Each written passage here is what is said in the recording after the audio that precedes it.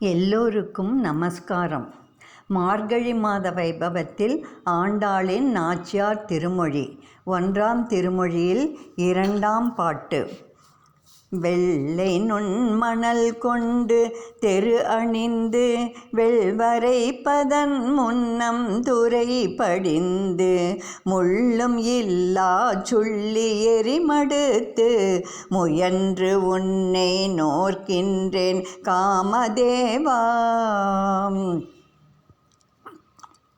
கள்ளவிழ் பூங்கனை தொடுத்து கொண்டு கடல் வண்ணன் என்பது ஓர் பேர் எழுதி புள்ளினை வாய்ப்பிளந்தான் என்பது ஓர் இலக்கினில் புக என்னை ஏக்கின்றியே.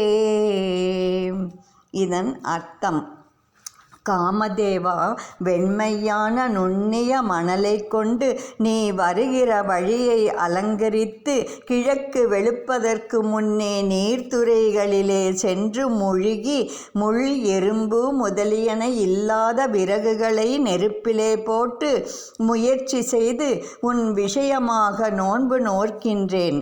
தேன் சிந்தும் மலர்களாகிற அம்புகளை தொடுத்து கொண்டு கடல் போன்ற திருநிறத்தையுடைய உடையவன் என்னும் திருநாமத்தை உன் அன்பிலே எழுதி கொண்டு கொக்கின் உருவில் வந்த பகாசுரனுடைய வாயை பிளந்த பெருமானிடம் என்னை சேர்ப்பிக்க வேண்டும் என்கிறாள் ஆண்டாள்.